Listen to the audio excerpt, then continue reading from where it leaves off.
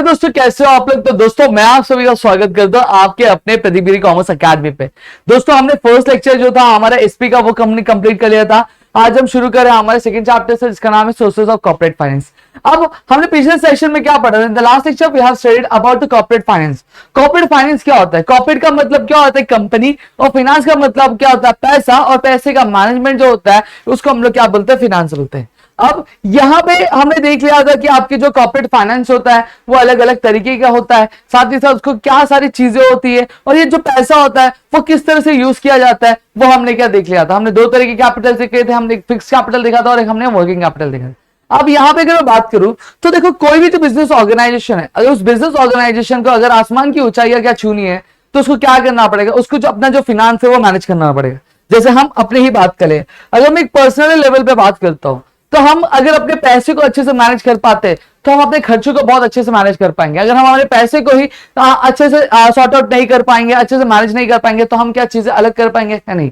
उसी तरह से ऑर्गेनाइजेशन में भी होता है कि कौन से डिपार्टमेंट को कितना पैसा देना है वो हमें पता चलना चाहिए, कहां पे इन्वेस्ट करना चाहिए, कहां पे इन्वेस्ट नहीं करना चाहिए, सारी जानकारी जो है हमें होनी चाहिए। अब यहां पे अगर बात करूं तो बिजनेस ऑर्गेनाइजेशन में अगर मैं बात करूं तो आपके मार्केटिंग के लिए, आपके ऑपरेशंस के लिए, आपके प्रोडक्शन के लिए, फिर उसके बाद आपके एचआरएम के लिए, सभी चीजों के लिए क्या पैसे लगते हैं? हर एक चीज के लिए क्या पैसे लगते हैं। अब यहीं पे जो एक आपका प्रमोटर होता है, प्रमोटर कौन होता है? एक ऐसा इंसान जो क्या इनिशिएटिव लेता है आपका कंपनी स्टार्ट करने का। अब वो क्या करेगा? वो सारे बिजनेस स्टार्ट करने के टाइम सारी जो लिस्ट है आपके बनाएगा कि उसको फिक्स एसेट्स क्या कितने लगने वाले। फिक्स एसेट्स निकलने के बाद क्या करेगा? वो उनके कॉस्ट की क्या एस्टिमेशन करेगा। क्या करेगा? एस्टिमेशन यानी कि अंदाजा लगाएगा। अब अंदाजा लगाने के बाद क्या करेगा? अब उस से उसको जो कैपिटल है, वो जो कैपिटल कितना लगने वाला है उसके बारे में उसको पता चल जाएगा। अब वो कैपिटल फॉर्मेशन करेगा। क्या करेगा? कैपिटल फॉर्मेशन, कैपिटल स्ट्रक्चरिंग करेगा कि कैपिटल आएगा कहां से। सही बात है। अब कैपिटल फॉर्मेशन मतलब क्या होता है? Capital formation is a process of collection of capital from various sources according to financial plan. मतलब क्या हो गया? कैपिटल फॉर्मेशन मतलब कैपिटल मतलब क्या होता है? ऐसा पैसा जो बिजनेस में लगने वाला है, बिजनेस शुरुआत करने में क्या लगने वाला है, उस फॉर्मेशन मतलब क्या? फॉर्म करना। सही बात है। अब फॉर्मेशन हम कैसे करते हैं? हमने हमारे ताऊ से ले लिया, हमारे मम्मी पापा से ले लिया, हमने दोस्तों से ले लिया, बैंक लोन ले लिया। सही बात है। अब ये हमारे पर्सनल लेवल पे मैं बात करूं, जब आपकी कंपनी बहुत बड़ी होती है, जैसे सोल ट्रेडिंग हुआ तो ताऊ से ले लिया, चाचा से ले लिया, नाना से ले लिया, रिश्तेदारों से ले लिया, दोस्तों से ले लिया, तो वहां पे चल जाता है। पार्टनरशिप में भी ये चीज चल जाएगी। लेकिन अगर वही आप एक जॉइंट स्टॉक कंपनी खोल रहे हो तो ताऊ से पैसे लेके, मम्मी पापा से पैसे लेके चलेगा क्या? नहीं चलेगा। अनटिल आपके मम्मी पापा अंबानी ना हो तब तक। सही बात है। अगर अंबानी होंगे तो भाई टेंशन ही नहीं, वो आपको खुद ही इन्वेस्ट कर देंगे, लेकिन उनको भी इन्वेस्टर्स की जरूरत लगती है। तो एक जॉइंट स्टॉक कंपनी में आपका जो ऑर्गेनाइजेशन रहता है वो अलग अलग सोर्सेस से क्या करता है? फंड्स क्या इकट्ठा करता है। एक आपका ओन कैपिटल होता है और एक आपका बोरोड कैपिटल होता है। ओन कैपिटल में शेयर्स आते हैं, रिटेन अर्निंग आते हैं। सही बात है। बोरोड कैपिटल में डिवेंचर्स, बॉन्ड, डिपॉजिट, ये सारी चीज आती है। सबसे पहली चीज जो मैं बताऊंगा आपको, ओन कैपिटल बताऊंगा, सोर्सेज ऑफ ओन कैपिटल। अब ओन कैपिटल क्या होता है? देखो, अब ओन कैपिटल मतलब एक ऐसा पैसा जो कंपनी क्या कर रही है? रेस कर रही है। यानी कंपनी जो पैसा ला रही है किसकी मदद से? ओनर्स की मदद से। और मैं आपको बता दूं, कंपनी का जो ओनर होता है, जॉइंट स्टॉक कंपनी का जो ओनर होता है वो कौन होता है? वो आपका शेयर होल्डर होता है। कंपनी का जो शेयर होल्डर होता है वो क्या होता है? कंपनी का ओनर होता है। समझ में आ गया? शेयर मतलब क्या होता है? कंपनी में हिस्सेदारी होती है। एक बड़ी सी कंपनी है, 100% अगर मान लो, अब 100% में से 2% मेरा है तो ये क्या 2% जो है शेयर है, यानी हिस्सा है। ठीक है। अब हिस्से को जो कैरी करता है उसको हम लोग क्या बोलते हैं? शेयर। अभी जैसे हिंदी में जो हिस्सा लेता है उसको बोलते हैं हम लोग हिस्सेदार बोलते हैं। और वही कंपनी जो इंग्लिश में अगर जो शेयर लेता है, हिस्से को हम लोग क्या बोलते हैं? शेयर। और वही जो शेयर लेता है उसको हम लोग क्या बोलते हैं? शेयर होल्डर बोलते हैं। क्लियर हो गया? अब क्या करता है कंपनी जो रहता है वो अपने कंपनी का जो शेयर कैपिटल होता है उसको छोटे छोटे यूनिट्स में, मतलब छोटे छोटे टुकड़े में क्या कर देता है? डिवाइड कर देता है। डिवाइड करने के बाद हर एक जो यूनिट होता है, हर एक जो शेयर होता है वो बेचता है। और वो शेयर बेचने के बाद जो पैसा आता है वो कहीं ना कहीं आपका क्या होता है? एक ओन कैपिटल क्या बोला जाता है। क्लियर हो गया? अब वहीं पे अगर मैं बात करूं रिटेन अर्निंग, रिटेन अर्निंग भी एक दूसरा फॉर्म है आपके किसका? आपके ओन कैपिटल का। लेकिन ये कहीं ना कहीं, अब मैं आपको बताता हूं, देखो, शेयर जो कैपिटल होता है, जो शेयर होल्डर्स के थ्रू पैसा आता है उसको हम लोग शेयर कैपिटल बोलते हैं। शेयर कैपिटल कभी रेस किया जाता है जब कंपनी शुरुआती दौर में चलती रहती है, शुरुआत होती है, तो वहां पे जो कंपनी होती है वो शेयर होल्डर्स के थ्रू क्या इनिशियल स्टेज में क्या पैसा क्या इकट्ठा करती है। रिटेन अर्निंग में क्या आपका रिटेन अर्निंग भी आपका इंटरनल सोर्स है, यानी ओन कैपिटल है, लेकिन ये इनिशियल स्टेज पे काम नहीं आता। क्यों नहीं आता मैं बताता हूं। देखो जैसे फॉर एग्जांपल कंपनी ने पैसा रेज किया, उसने 10 रुपए का क्या किया, 10 रुपए का सेल किया, 10 रुपए का उसका क्या प्रॉफिट हुआ। अब प्रॉफिट 10 रुपए का उसने कमाई की। अब कमाई करने के बाद ये क्या करेगा, अपने प्रोडक्शन का कॉस्ट निकालेगा, ठीक है, उनका रॉ मटेरियल सारे के पैसे दे देगा। फिर उसके बाद अगर मैं बात करूं लाइट बिल का खर्चा निकाला, अब उसके बाद अपने एम्प्लॉयज का खर्चा निकाला। फिर उसके बाद अगर मैं बात करूं उधार लिया था तो उधार का जो इंटरेस्ट है वो पे किया। अब पे करने के बाद इसके पास कितना रुपया बच रहा है, इसके पास 3 रुपया बच रहा है। कितना रुपया बच रहा है, 3 रुपया। अब 3 रुपया ये शेयर होल्डर्स को दे देगा क्या पूरा, नहीं, वो शेयर होल्डर्स में डिवाइड कर देगा, नहीं। अब इसमें से भी वो क्या करेगा, कुछ पैसा निकालेगा। जैसे 2 रुपया इसने निकाल लिया, क्या क्या, अब ये 2 रुपया निकाल लिया, क्यों, क्योंकि कंपनी को सिर्फ आज ही पैसे की जरूरत लगने वाली है। पूरा पैसा अगर बांट देगा तो आगे प्रोडक्शन के लिए सारी चीजों के लिए पैसे लगेंगे तो कहां से लाएगा, सही बात है। तो क्या करता है, कुछ जो अमाउंट है वो क्या बचा के रख लेता है, ताकि अगर कभी कंपनी पर बुरा वक्त आए तो यहाँ पे ये जो पैसे है वो काम पे आए, सही बात है। तो यहाँ पे ये जो 2 रुपया वो बचा के रखता है, उसको हम लोग क्या बोलते हैं, रिटेन अर्निंग बोलते हैं। रिटेन मतलब क्या, रुकाना, रिटेन मतलब रुकाना, बचाना, बचा के पैसे रखा है, इसको हम लोग रिटेन अर्निंग क्या बोलते हैं, सही बात है। तो यही बोला है, retained earning is also another form of own capital.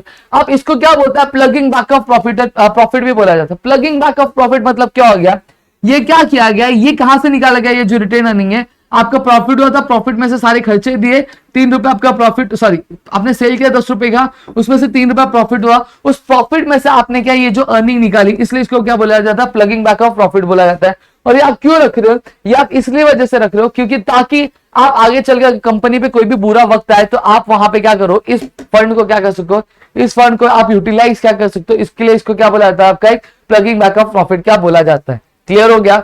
अब यहाँ पे अगर मैं बात करूं तो ये क्या किया जाता है, री इन्वेस्टमेंट भी किया जाता है। देखो यहाँ पे लिखा हुआ है, इट इज री investment of the profit in business by company itself. Company क्या करती है, इसको री इन्वेस्ट कर देती है। अब यहाँ पे आपकी जानकारी के लिए मैं बता देना चाहता हूं कि जो शेयर कैपिटल होता है वो इनिशियल स्टेज में क्या यूज होता है, लेकिन अब मुझे बताना क्या रिटेन अर्निंग इनिशियल स्टेज में आ सकता है, नहीं आ सकता, क्योंकि इनिशियल स्टेज में हम सेल ही नहीं करते, कुछ नहीं करते, सही बात। सेल होने के बाद हमारे पास जो पैसे बचते हैं उसमें से हम जो है कुछ अमाउंट निकाल के हमारे जो रिटेन अर्निंग हम क्या जनरेट करते हैं। दोस्तों समझ में आ गया।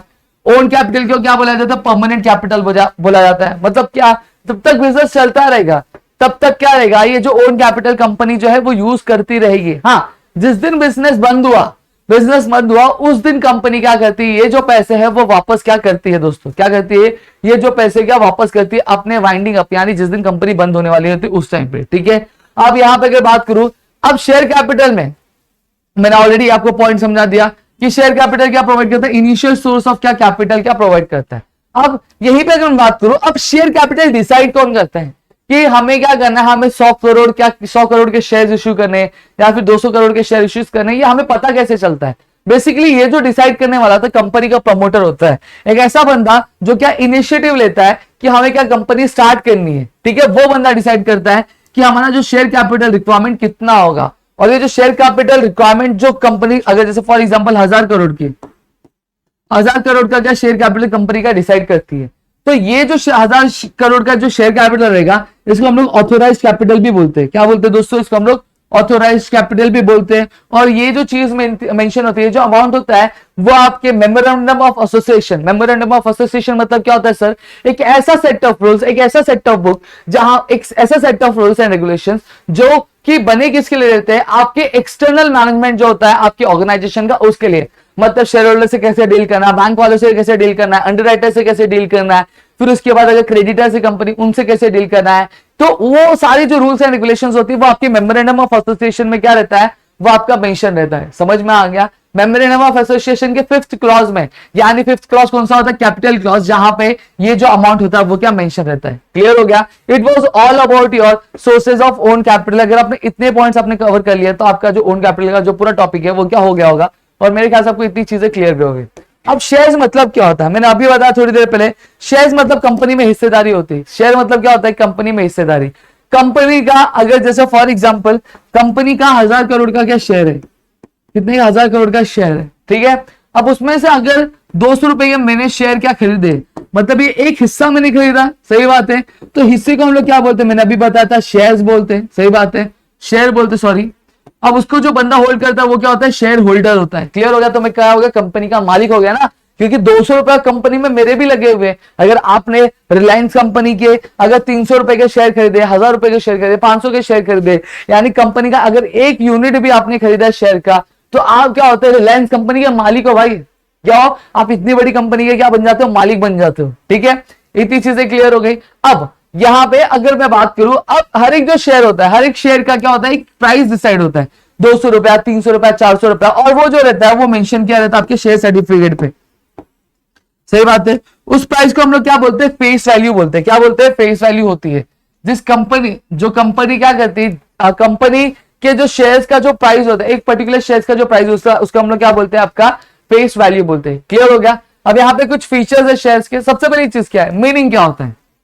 मीनिंग मैंने ऑलरेडी बताया कि कंपनी के शेयर कैपिटल का एक छोटा हिस्सा एक यूनिट जो होता है उसको हम लोग क्या शेयर बोलते हैं। ओनरशिप, कंपनी अगर जो बंदा कंपनी का शेयर खरीदता है, यानी कंपनी की हिस्सेदारी खरीदता है, उसको हम लोग क्या बोलते हैं, उसको हम लोग कंपनी का ओनर बोलते हैं। यानी shareholder is the owner of the organization who purchase the shares of the company. सही बात है। Distinctive number. अब यहां पे देखो, शेयर जब इश्यू होते हैं दो तरीके से होते हैं, एक डीमैटेरियलाइज के फॉर्म में और एक आपका किसके फॉर्म में होता है, फिजिकल फॉर्म में। डिमैटेरियलाइजेशन के फॉर्म में मतलब क्या होता है कि शेयर्स तो आपके होंगे लेकिन आपके हाथों में फिजिकल फॉर्म में नहीं होंगे, वो आपके डिजिटल फॉर्म में होंगे, तो उसको हम लोग डिमैटेरियलाइजेशन बोलते हैं। और फिजिकल फॉर्म में मतलब क्या होता है, कंपनी का आप शेयर खरीदोगे तो कंपनी क्या करती है, उसके बदले आपको शेयर सर्टिफिकेट देती है। सही बात है। अब शेयर सर्टिफिकेट पे एक नंबर लिखा रहता है, आपके शेयर का नंबर लिखा रहता है, और वो जो शेयर नंबर होता है उसी को हम लोग क्या बोलते हैं, डिस्टिंक्टिव नंबर बोलते हैं। और उसी नंबर से हमें पता चलता है कि कंपनी का जो शेयर है ये बंदे ने खरीदा था, वो शेयर होल्डर के बारे में हमें क्या जानकारी क्या मिलती है। समझ में आ गया। अब एविडेंस ऑफ टाइटल, मैंने ऑलरेडी बताया कि कंपनी क्या करती है, आप आपने शेयर खरीदा है तो आपको आपके पास प्रूफ क्या है कि आपने शेयर खरीदा है, तो वो प्रूफ के लिए कंपनी क्या करती है, आपके शेयर होल्डर्स को शेयर सर्टिफिकेट क्या कर देती है, इश्यू करती है। क्या करती है, शेयर सर्टिफिकेट क्या इश्यू करती है, जो as a evidence of title, as a सबूत क्या यहाँ पे क्या काम करता है। अब वैल्यू ऑफ शेयर्स की अगर बात करूं तो शेयर की वैल्यू जो होती है, तीन तरह की वैल्यू होती है। देखो मैंने आपको क्या बताया, शेयर सर्टिफिकेट कंपनी इश्यू करती है तो शेयर सर्टिफिकेट पे एक पर्टिकुलर अमाउंट क्या मेंशन रहता है, तो उसको हम लोग क्या बोलते हैं, फेस वैल्यू।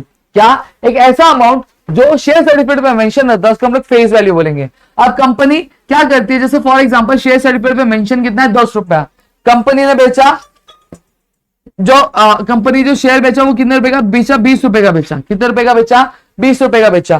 तो ये क्या हो गया, कंपनी ने बेचा, यानी कंपनी में इस प्राइस पे क्या किया, इश्यू किया। कंपनी ने क्या किया, इस प्राइस पे ये शेयर जो है इश्यू किया। सही बात है। अब मार्केट वैल्यू मतलब क्या होता है, मार्केट वैल्यू मतलब कंपनी का, जैसे फॉर एग्जांपल कंपनी ने बेचा 20 रुपए का, लेकिन अब कंपनी की जो शेयर है उसकी जो डिमांड है वो बहुत ज्यादा बढ़ गई है, लेकिन सप्लाई क्या कम है। सही बात है। अब डिमांड बढ़ गई तो क्या हो गया, आपका जो प्राइस भी हुआ वो क्या बढ़ गया, क्योंकि सप्लाई कम है ना मार्केट में। तो अब ये हो गया क्या, 50 रुपए, तो ये क्या हो गया, कंपनी के शेयर का मार्केट प्राइस हो गया। क्लियर हो गया, इतनी चीज क्लियर हो गई। अब राइट्स क्या होता है, जब आप कंपनी के हिस्सेदार बनते हो यानी शेयर होल्डर बनते हो, तो आपके पास क्या होता है, आपके पास बहुत सारे अधिकार आ जाते हैं। जैसे आपके पास राइट टू वोट आ जाता है, साथ ही पास आपके पास अधिकार रहता है कि आप कंपनी की जो इंफॉर्मेशन है वो गैदर कर सकते हो, बुक्स ऑफ अकाउंट चेक कर सकते हो। साथ ही साथ आपके पास ये भी अधिकार रहता है कि आप एनुअल जनरल मीटिंग अटेंड कर सकते हो, या फिर कोई भी मीटिंग होगा वो अटेंड कर सकते हो। साथ ही साथ आप जो है आर्टिकल्स ऑफ एसोसिएशन या फिर sorry MOM memorandum of association में आप क्या चेक कर सकते हो। क्लियर हो गया। अब इनकम क्या हो गया, मैं कंपनी में क्या कर रहा हूं, मैं कंपनी को पैसे दे रहा हूं तो मैं फ्री में दूंगा नहीं, मुझे कुछ आने वाला रहेगा तभी मैं दूंगा। सही बात है। तो जब कंपनी का कोई भी इंसान क्या खरीदता है, शेयर खरीदता है। क्या खरीदता है, शेयर खरीदता है, तो कंपनी को क्या मिलता है, उसके बदले कुछ पैसे मिलते हैं। प्रॉफिट क्या होता है, वो डिवाइड होता है। देखा मैंने जैसा बताया, मैंने क्या लिया, 10 रुपए का शेयर खरीदा, तो यहाँ पे क्या मिलेगा, मुझे कुछ हिस्सेदारी मिलेगी कि नहीं मिलेगी। तो ये जो हिस्सेदारी मिली मुझे, तो इसमें क्या मिलेगा, जैसे फॉर एग्जांपल 3 रुपए मुझे एज ए रिटर्न मिला, तो ये जो 3 रुपए मुझे मिलता है उसको हम लोग क्या बोलते हैं, डिविडेंड बोलते हैं। क्या बोलते हैं, डिविडेंड। आप जब कभी भी कंपनी में क्या होगा, कंपनी का प्रॉफिट होगा, तो वहां पे कंपनी क्या कर देती, कुछ जो रिटर्न्स होती है वो शेयर होल्डर्स को देती है, तो उसको हम लोग क्या बोलते हैं, आपका प्रॉफिट बोलते हैं, सॉरी उसको हम लोग डिविडेंड बोलते हैं। ट्रांसफरेबिलिटी, अगर आप एक पब्लिक लिमिटेड कंपनी का क्या करते हो, शेयर खरीदते हो, तो आप फुल्ली क्या फ्री रहते हो कि भैया आप क्या कर सकते हो, आप जो शेयर्स है वो इजीली ट्रांसफर कर सकते हो, किसी को बेचना चाहे बेच सकते हो, किसी के नाम पे देना चाहते हो तो आप दे सकते हो, आपको कोई रोकने टोकने वाला है क्या, कोई भी रोकने टोकने वाला नहीं है। वहीं अगर मैं बात करूं प्रॉपर्टी ऑफ शेयर होल्डर की, तो शेयर होल्डर की जो प्रॉपर्टी होती है वो कैसी होती है, वो मूवेबल होती है। शेयर सर्टिफिकेट है, आप एक जगह से दूसरी जगह लेके, आपको कर्नाटका लेके जाना कर्नाटका लेके जाओ, आपको आंध्र प्रदेश लेके जाना आपको आंध्र प्रदेश लेके, आपको हिमाचल लेके जाना आप हिमाचल लेके जाओ। ऐसा नहीं है कि ट्रक मंगाना पड़ेगा, आप हाथ में इजिली कैरी करके लेके जा सकते हो, और डीमेटेरियलाइज लेगा तो और इजी बन जाता है। तो ये क्या होती है, मूवेबल प्रॉपर्टी होती है आपके शेयर होल्डर की। क्लियर हो गया।